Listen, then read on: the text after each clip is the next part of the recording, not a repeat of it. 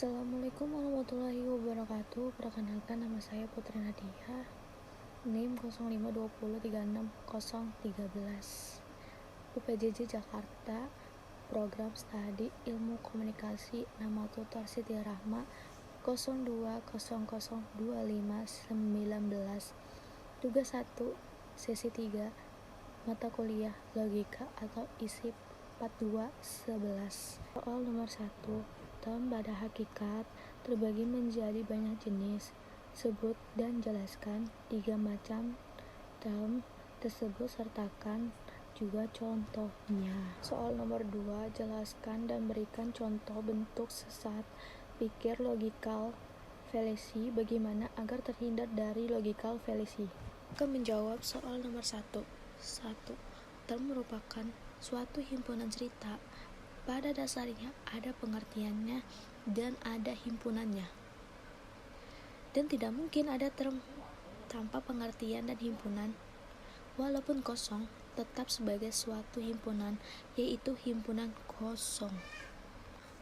Term maupun konsep sebagai dasar penalaran perlu dipelajari dan diketahui juga pengelompokannya, sehingga dapat diketahui apa fungsi masing-masing kelompok term tersebut dalam penalaran. Term memiliki banyak jenisnya. Berikut 3 jenis term yang akan saya bahas, yakni 1. Term singular. Term ini dengan tegas menunjukkan satu individu barang atau golongan tertentu yang spesifik. Misalnya, Budi, orang itu, kelompok itu, desa itu, dan sebagainya. 2. Term partikular. Term ini menunjukkan hanya sebagian saja dari keseluruhan luasnya. Artinya, term jenis ini menunjukkan lebih dari satu, akan tetapi tidak semuanya bawahannya. Contohnya, beberapa pegawai, 4 orang siswa, dan banyak lagi. Yang ketiga, term universal. Term jenis ini menunjukkan seluruh lingkungan beserta bawahannya masing-masing tanpa terkecuali. Misalnya, semua orang, setiap warga, dan sebagainya.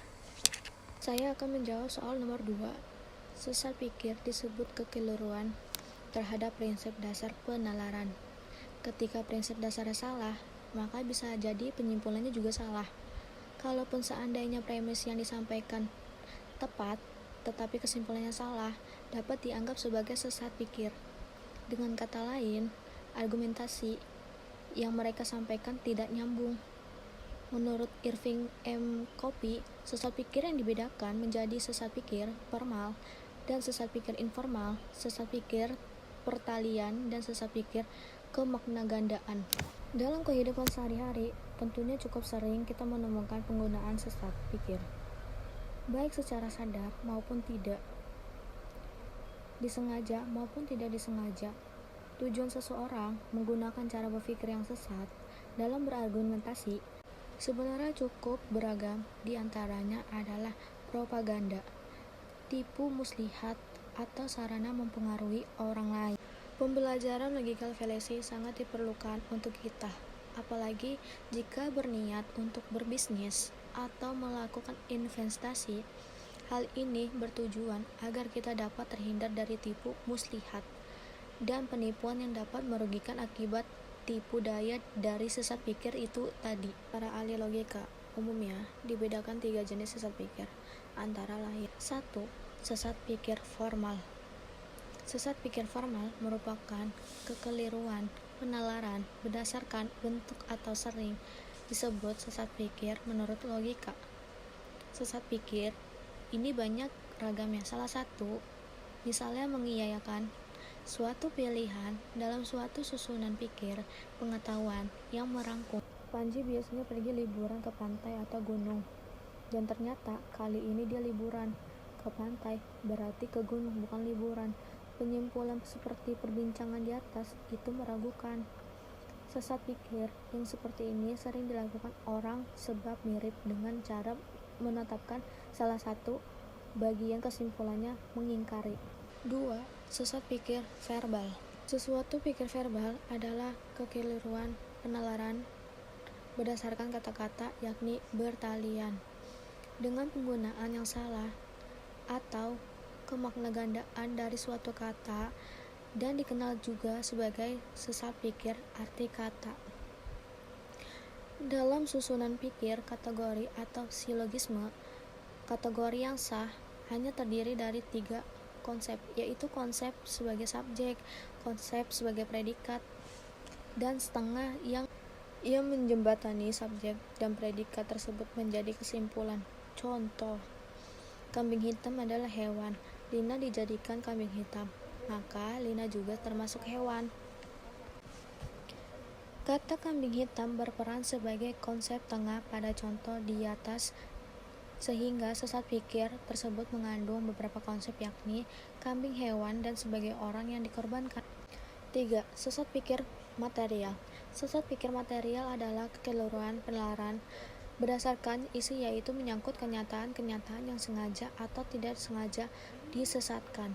Sesat pikir itu terjadi dalam suatu perbincangan induksi karena membuat umum sesuai hal berdasarkan hal-hal kasus atau contoh-contoh yang terlampau sedikit. Contoh, banyak diantaranya berpenampilan tertutup dan terlihat lebih islami itu sebagai teroris.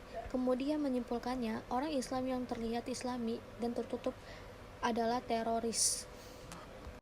Perumusan yang luas dari bahan yang ada jauh melampaui lingkup bahan pembuktiannya. Penyimpulan yang tergesa-gesa termasuk dalam sesat pikir. Setelah mempelajari pembahasan di atas, kita tahu seberapa pentingnya ilmu ini untuk diterapkan dalam kehidupan sehari-hari. Argumen yang kita sampaikan tentu harus memiliki landasan logis yang kuat, karena kesalahan logika akan menyebabkan kekeliruan kepada orang lain. Maka, memiliki pemikiran yang logis dan terhindar dari logical fallacy adalah keterampilan yang harus dikuasai. Berikut adalah beberapa cara agar terhindar dari logical fallacy. 1. Mempelajari jenis-jenis logical fallacy agar terhindar dari tipu muslihat orang lain. 2. Membuat poin-poin yang dikatakan sebelum menyampaikan argumen. 3. Melakukan cross-check atau memastikan kembali kepada orang lain terkait kebenarannya. Logical fallacy berbahaya bagi kita karena bisa saja kita terjebak atau bahkan menyesat orang lain hingga membuat keputusan yang salah. Maka dari itu, kondisi kesalahan logika juga berbahaya jika terjebak dalam hoax atau kecacatan berlogika. Maka dari itu, selain mempelajari tentang logical fallacy, kita juga harus lebih waspada terhadap kondisi sesat pikir atau tidak terjerumus pada tipu muslihat orang lain.